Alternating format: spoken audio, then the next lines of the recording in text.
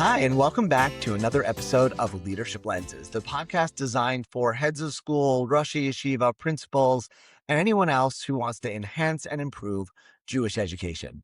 I am very pleased to have a special guest today who, in addition to being my brother-in-law and good friend, is an expert in fundraising, and in particular in fundraising communications, which in my mind is really a great lens to see not only our fundraising, but also everything we do in terms of relationship and connection management in our schools. So it's my pleasure to welcome Raimy Rubin to a podcast. Raimy, thank you so much for joining us. Thank you. Thank you for inviting me. Happy to be here. So I mentioned you're a fundraising consultant, right? And this is what you do, but I know that you focus particularly on donor retention and the communications around that, which, as I said, I think is really crucial for us to think about. It gives us a great model to think about a lot of our communication. So just give us a little bit of background. I want to tell you how I think about fundraising and communications in general. And I think that should get to the heart of the question where we can use that as a platform to jump off of. But my main mantra, what I always think about when I'm talking to fundraisers, when I'm crafting communications for them, when I'm coaching them, is what can we do to make donors feel absolutely awesome about giving to our organizations? What can we do that fills them with that sense of pride that they feel so good about giving that they want to do it again, and again every time we ask? So that is the lens through which I view fundraising and through communications. Is I'm always trying to answer the question of what can we do to make donors feel awesome about having supported our organizations. Amazing. Okay. So let's take that lens because I think that's actually the perfect lens. But let's start with donors, and then I want to eventually expand it, let's say from a school perspective, to what can we do to make parents feel awesome about the fact that they're sending us their child year after year or child after child, and we're building that loyalty and that connection. So when you're talking to an organization, school, or other nonprofits about how to do that for donors, what are some of the key points that you focus on?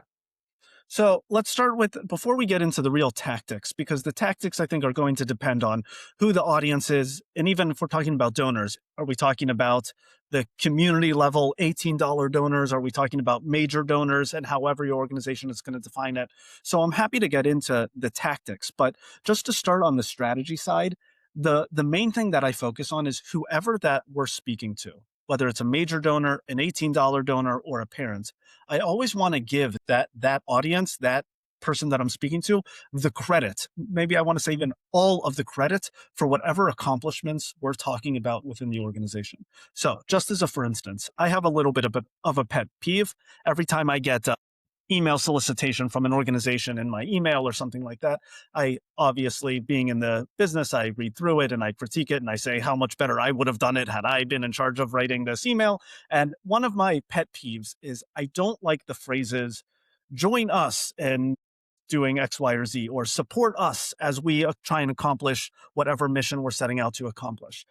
And the reason is that it makes us, it makes whoever the us is the focus, the hero of the story. And what I want to try and do is always tie the audience member, whether it's a donor, whether it's a parent, as directly as possible to whatever accomplishment we're talking about. So just as a for instance, if we're going to say something like, if let's say we're going to write some sort of summary after the end of a school year to the parent body, and I want to say, thank you for making the school year such a great success. I don't want to then start talking about all of the amazing things that we did in the school and that happens within the walls and hallways and classrooms of our school. I want to start telling parents that all of those accomplishments only happens because of their support, because they showed up when called upon, because they raised their voices to advocate and to push the school forward. Whoever I'm talking to, I want to give that audience the credit for all of the accomplishments that are taking place within the walls of our buildings. Okay, so I love that perspective. And I'm guessing that when you say that, you get some pushback, right? Because I'm thinking, I was ahead of school. I worked, I don't know, 18, 20, 30, 40 hours a day on making the school better. And I'm devoting my time, my energy, my whole life to this. And whoever's writing this email from the school about what we've done this year probably is in a similar perspective, right? We did it, the professionals, we ran it. So how am I then writing a note to parents saying, thank you for making an awesome school year when I kind of know that like they dropped their kids off in the morning and then I did all the work. Do you get that kind of pushback? I do. And it comes back to what is the purpose of whatever piece of communication we're crafting right now. If the purpose is to try and form a deeper relationship with the audience member, whoever that is, the parent or the donor, if the purpose of that piece of communication is to try and make donors feel awesome about having given to the school, then this is the best way to accomplish it. I don't want to present the opinion that we should be inauthentic and just shower empty praise onto our audience. I do think that we have to believe it and feel it in our hearts that they are active partners in making the school whatever it is. But I don't think that this is the exact space to list the entire credit list at the end of the movie of everyone who's involved in making the school run. When we talk to the staff, we're going to give the staff the credit for all of the amazing things and the hard work and all of the work that no one sees, the hours that no one sees them put in. And when we talk to parents, we're going to give them the credit for being supportive and caring so much and displaying their passion for the school. And when we talk to donors, we're going to tell them that even if they gave in September and it's now June, and even if their give was $18, that $18 in September contributed to all of the amazing outcomes that took place. We're going to give each audience member their due every time we talk to them. Okay. So let me take a flip perspective on that and say, I get why that's practical. I actually do, but I want to deepen it and say, when I'm listening to you say that, I'm thinking, oh, you know what? If I actually do want to partner with parents and partner with my staff, right? I'm a leader, I've got all this staff. So I could take the perspective of I'm doing the leadership job and you guys are like, I don't know, teaching your classes, doing the admin work, whatever it is. And like, basically, I'm doing the job here. And as leaders, we kind of get, we should get that we can't do that, right? You might be sitting in the corner office as a leader, but you're not going to get anywhere if you're not truly engaging with your entire staff as partners. And you should authentically give them the credit for their work, which is all of our work. And I think when I work with school leaders, I see people get that, right? We totally get it. We came up through the ranks of the staff, most of us. And so we understand the contribution, even though it's always good to have a reminder of just how difficult it is to do each one of those pieces and how much credit people deserve. I think it's harder for us to understand that and take that perspective sometimes with parents and with donors. And what I hear you saying is if you want to do this and do it authentically, it's not just that you're communicating, hey, parents, thanks so much for your contribution because you supported your kids at home, you worked with teachers, whatever else you did. And thank you so much for donors because you gave us financial support, you gave of your time and your expertise. In order to do that authentically, we actually have to say we need the parents as partners. We want the parents, and we're seeing it as a partnership, or we're seeing donors as actual partners, and then the communication can be authentic. Does that 100%. does that sound on track? It does sound on track. And I think I actually have been thinking a lot to a recent episode of this very podcast where you interviewed Ben Gonsher. And Ben was so incredibly articulate. And I'm not going to capture his exact words, but essentially he was saying from a fundraising perspective that we want donors, not donations. That if we treat the transaction like that is the end goal, then that's what we're going to get. But if we treat them like donors, if we talk to the human behind it, that relationship can be so much richer. And I've had that ringing in my head since I listened to that episode. I just thought it was a really, really nice way of approaching it. And I think the same thing. I don't think that you spoke exactly about parents in that conversation, but I absolutely think you can extend that to parents as well. That if you just want them to be, the folks that drop their kids off at school and then drive away, and that's the end of it, then that is the end of it. But if you want them to be active in helping build this amazing environment, then you need to invite them into that story and you need to really place them in the center of it because everyone wants to be in the center of whatever story you're trying to tell. Right. And everybody likes a story that they're in the center of and doesn't like a story that they're not in the center of, right? I say this to Absolutely. leaders I coach all the time, right? Parents, donors, staff. If they're on the outside, they're much less likely to be supportive. They're much more likely to be critical. The moment people are on the inside and they're part of it with you, their perspective totally changes. And I think donors is a really interesting place to start because it gives us a bit of motivation, right? We know that we need to ask donors to voluntarily give of their money. And so we've got to do something there that's going to engage them. But maybe it's a process of we do well, right? We're trying to do well in terms of how much money we're getting. And that helps us do good in terms of understanding how important these relationships are and pushes us to like, oh yeah, I understand I need to build a relationship because that's the only way that I'm going to accomplish my technical goals. But that can shift our whole perspective on how we approach the stakeholder relationships. Absolutely. One of the things that I think is hard about this approach, even though it is the correct approach, is that building relationships are not you can't create a checklist of things that you're supposed to do, check each one off and say at the end, okay, I've done the three things I was supposed to do. Now I formed a relationship with the person. I think that what makes this difficult is that it's ongoing and we can create to-do lists for ourselves in order to maintain relationships and cultivate relationships. But they're dynamic. And at the end of that checklist, it's got to start all over again. So I think that that's what's hard because in a lot of ways it creates work for our this podcast audience, right? Whoever's listening to this is saying, oh, that doesn't necessarily make my life simpler, it makes it more complicated because now I have to manage all of these relationships. But once you have maintained those relationships, once you start building those relationships, then you see what a powerful community is formed and how much support you have and how many more resources you have to be able to do the things that you want to do. Amazing. I love that perspective. So, but let me try and push you on that tactical, right? So Okay. you said there's no like easy to-do list of I checked ABC, now I have a relationship.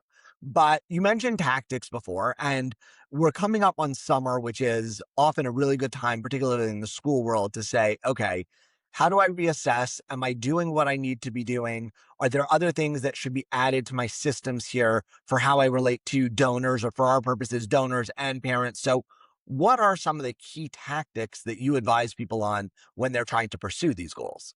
Okay. So the general fundraising cycle that I think about is we're constantly in one doing one of three things. We're either asking for money or thanking donors for their generosity after they've given. And after that, we're reporting back on how that money was used. Ask, thank, report. And we're constantly in that cycle. So, presumably, let's say for the purposes of this conversation and based on the question you asked, it sounds like you're going to run, let's say, a December end of year campaign, and there's going to be a really, really strong fundraising push in December. So now we're in the middle of June. It's at the end of a school year. You're sort of in the middle of ask. You're right smack in the middle. It's 6 months from your last ask and 6 months until the next ask. This is a prime opportunity for you to thank, and I would say even more appropriate would be report back on how someone's previous generosity was used. And the end of the school year is a perfect time to do that, to come up from for air and just reflect on the year. And one of the things that I work a lot with clients on is I really try not to have them create new material or something new if it already exists. And I'm guessing that the schools that we're speaking to here have a school year's worth of newsletters, of pictures, of videos, of and they're all of the graduations are coming up and there's going to be a whole new set of content, right? All of that content can be sent to donors one on one. I would say pick a newsletter, even if it's from last October, and say that newsletter, forward it to a donor, and say, "Hey Barry, you are a really really strong supporter of the school. I've been reflecting back on the school year, and I was going through old newsletters, and I came across this newsletter from October that talked about our hockey team, and I know you're really into hockey, and I just wanted to show this as one display of the impact of your generosity." Like, how powerful would that be for a donor if you reach out to them and it doesn't take you creating anything new other than sitting down for 15 minutes, finding whatever you want to send them, that picture, that video, that newsletter, and writing 3 sentences that says, "This is for you because I know how much you care and I want to see all of the good that you did." That's amazing. Okay. So the what you're saying is, right, we're hitting summer, and this is a point where naturally many development directors and school heads are like, okay, I can take a breather now. I'm past my campaign. Maybe I have a little mop up to do in last year's annual campaign. And I don't have to dive into next year yet. So I'm thinking strategy, I'm thinking plan, and that's all important. And you're adding to that, well, there's actually a big to do in the summer where things slow down. This is a perfect time to actually take your donor list. Maybe it's your major donors. You maybe have a cutoff, or you delegate them amongst various people. But then you say, how do I appropriately report and thank each of those people by taking something I've already done, right? I'm not, again, no new newsletters, no new videos, just take something you did and match it up to an interest the person has, which shows that you know them, right? You got mine well, right? I love hockey. So send me something about hockey. We're gonna do it. If you send me something about, something that I care less about, I'm not gonna be interested, but also I'm not gonna understand that you get me and that you actually know who I am. And then start doing that on a one by one basis. So you're reporting and thanking and showing, hey, you actually did something here. I saw it and I appreciate that about what you gave to the school last year. Absolutely. And in doing so, the donor is going to feel awesome because of an action that they took 6 months ago. Like, think of the return on investment for that. Like, normally when we donate money as donors, we feel good at the point of donation, at the point of purchase, because that's when the money is leaving our bank account or our credit card and going into, that's when the action takes place. When we continuously over time thank donors for that act of generosity that they displayed months ago, it's just dopamine hit after dopamine hit. It continues to deliver on essentially what they purchased, right? They purchased, when they made a donation, they purchased that good feeling, that sense of pride that they got at the point of purchase, and now we get to deliver it to them again over time. So that when it comes time and 6 months from now for you to make that next ask, it makes it all the easier for them to say yes, because they want that feeling again. They want to feel good again, and they know that you're going to deliver on it, and they're going to deliver it themselves, right? They're going to feel great about the act of giving because they know how the money was used. They know what impact it had. They can feel it. And the more it comes to life, the more they're going to feel it. The more authentic it is, the better it's going to be. Right. Right. And it avoids that thing that, we fall into a lot, but donors tend to really hate, which is, thank you so much for your donation. Can I have another one? Correct. Right. And that just shows donors, I only think about you when I'm going to ask you for money. And oh, no, I forgot to say thank you last time. So I'm going to thank you for last year's gift at the exact same time as I'm asking you to maybe increase that gift for next year. And the donor's like, you really don't care about me. You had to say thank you because you wanted to ask me for more money now. One of the many reasons why I love Ask Thank Report. It's interesting that I came across it. I absolutely did not invent that on my own, and I came across it very very early in my fundraising career, where I had no idea what I was doing, and I was googling how to write a thank you letter, and I came across this, and everything clicked for me with it. And it's literally been probably 20 years that I've had this in my head and have been operating with it. One of the many reasons why I love it, I've spent a lot of time breaking it down and thinking about why I love it so much, is because each piece of communication should have that distinct purpose. Either it should be an ask, a thank, or a report. And I've seen over and over again exactly what you're describing, where sometimes fundraisers will try and conflate all three in one. Thank you for your last gift. Here's what we did with it. Here's an ask for more money. More often it's conflating two of them, but regardless, when each piece of communication, and this could be an email, a text message, an in-person conversation with a donor, each time that you have that platform, you should have one distinct purpose. And when you do, when the whole point of the conversation is an ask, or when the whole point of a conversation is a thank or a report, it becomes so incredibly powerful. The only reason I'm making this phone call is to thank you for your gift. I have no other agenda. That is incredibly powerful. when we start to conflate them, when we start to add on and try and put an ask and a thank together, that's when it becomes murkier and donors feel it's more transactional. But keeping each one separate creates a more transformational relationship. And I think that's incredibly powerful. Right. And I love that shift from the transactional to the relational. And it also helps us avoid a mistake because people could hear your previous answer and say, okay, tactically speaking, I need to ask, thank, report. Ask, thank, report. And I'm going to do all of those as box checking activities. Each one of it is just transactional, but I'm listening to Ramy's advice, so I'm doing ABC. And what we're saying is no, no, no, no. There is this formula which helps keep you on track. Ask, thank, report. Do them separately, but the point of doing them separately is that's how you build a real relationship because you're forcing yourself to remember you don't only talk to this person when you need money. You're also engaged with them. They have a right to know what you did with their money because they're in partnership with you now. They have a right to a thank you because they're in partnership with you now. And we build that habit and our own way of thinking about it by adhering to like each step of that process and that cycle. Yeah. And if I could just, I want to say, add on to what you're saying is I wouldn't even say that they have a right. They do. I agree with it. But let's be even as fundraising professionals, let's be more self serving about it.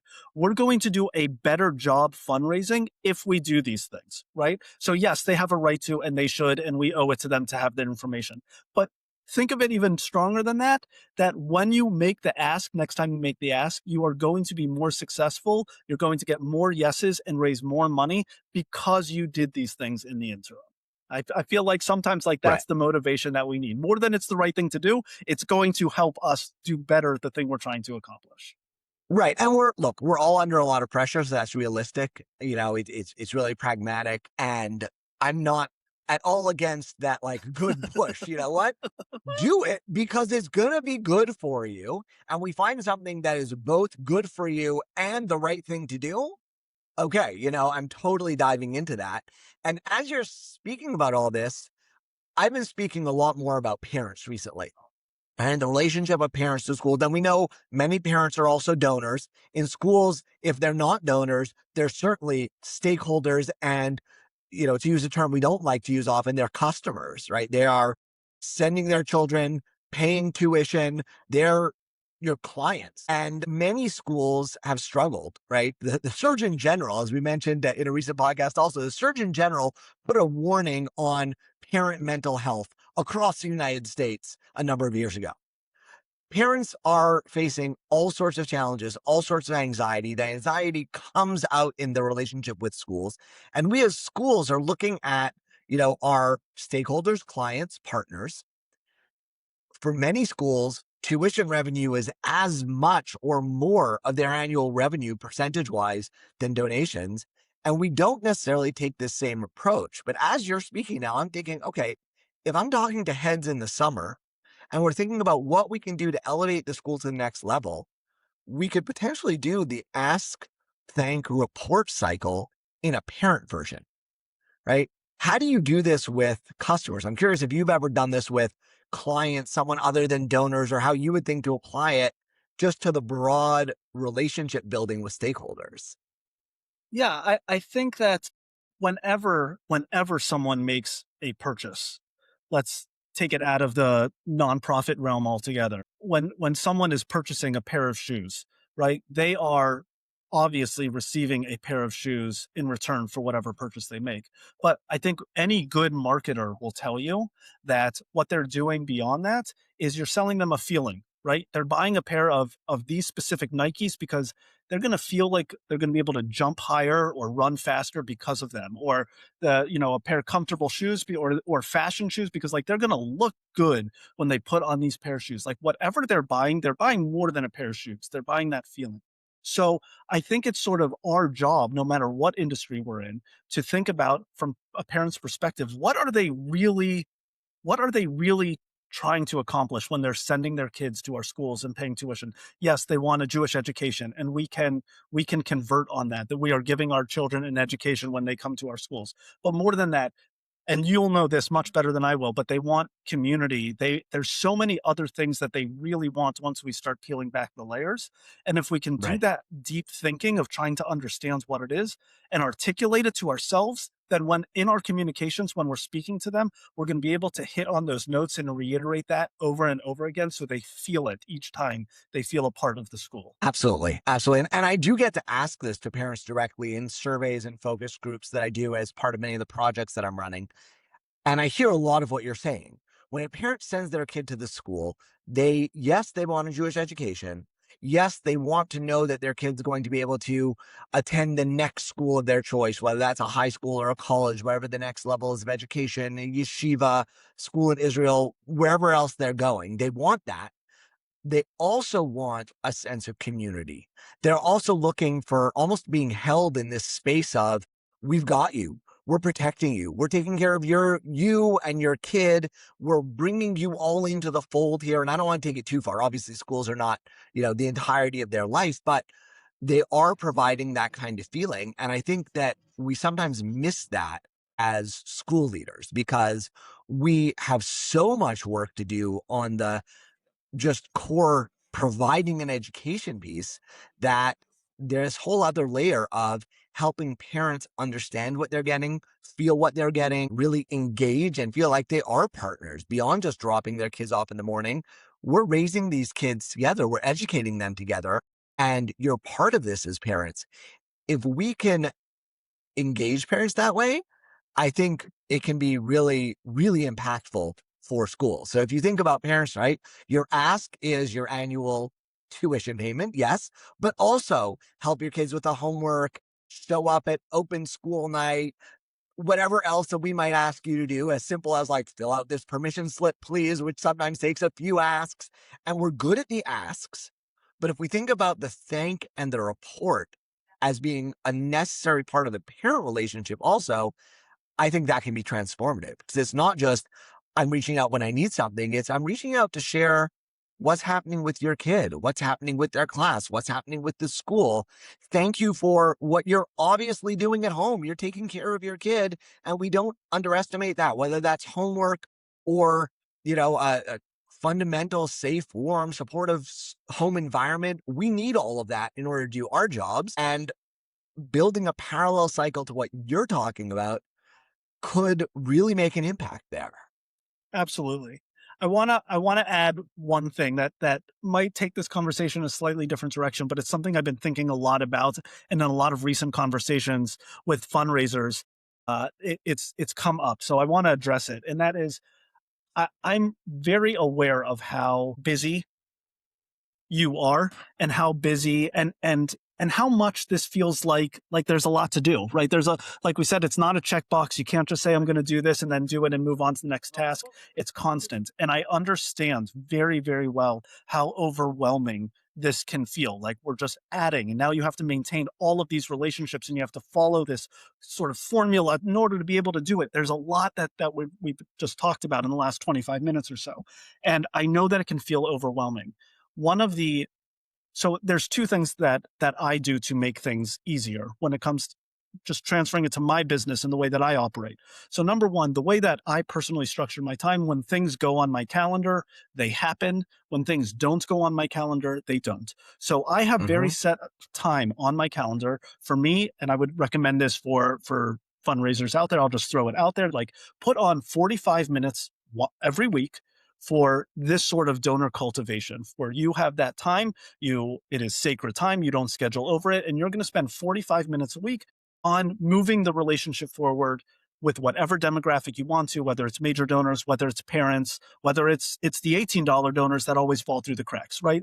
That's how it works for me. I understand that everyone operates a little bit differently in their schedules, but that's how it works for me. It goes on my calendar and then it happens. The bigger psychological shift that I also just want to state here from me is to do for one what you wish you could do for many. This is not a zero sum game where, oh, I can't maintain all of these relationships with all of the parents and all of the donors out there. So, because that feels so incredibly overwhelming Therefore, I won't do any of it. For some reason, I feel like for me, for sure, when I think about this, it's like if I can't go out and do it, then I'm not going to do it at all. But when it comes to fundraising, when it comes to building relationships with people, you can do for one what you wish you could do for many. So in that 45-minute block, if it's going to take you 45 minutes to comb through and find one newsletter and one donor that it makes sense for you to forward that newsletter to, or one parent to say, thank you for being a part of this community. You are such a valuable addition. That's fine. And you're not going to hit everyone. That's okay because your relationship with that specific parent will be deeper because you have sent that piece of communication or scheduled that phone call. It's not zero sum. Do for one what you wish you could do for many. And over time, you are going to build those relationships and they're going to be really deep because of it. Amazing. I love that because that also gives people a place to get started. Right. Absolutely. So yeah, it will matter to that one. And it'll also matter to you because you're building your habits in what you're going to do. And that's an amazing way for busy people to start doing something that they've always wanted to do. And I would simply add the same thing on the parent side. Like, I think it's an amazing model, right? Do for one parent what you wish you could do for many. No, as the principal or the head, you may not be able to reach out to everyone, but you could reach out to one and that'll shift that person's perspective. And over time, help you build additional skills and additional, ways of engaging into your own profile. Think about the ask, thank, report as separate steps in your donor relationships and your parent relationships. And as you come up on summer, it's an amazing time to think about this. So speaking of people who are busy, we're just about out of time here because we want to respect everybody's time. And we appreciate that everybody listening to this is now ready to go and do. But Raimy, thank you for being with us. If people want to contact you, best way is your website, I assume, RaiMyRubin.com. That's RAIMYRUBIN.com, or email Raimy@RaiMyRubin.com. That'll also all be in the show notes. And Raimy, any final words as we wrap up? This was awesome. Thank you so much. Well, thank you. Thank you for being here. And to everybody listening, the final word, as always, is try it out. Let me know how it goes. Do your ask, parents and donors, do the thank, and do the report. You can reach me, as always, at Barry Kislowitz on LinkedIn, Leadership Lenses on Substack, or on my website, KislowitzConsulting.com.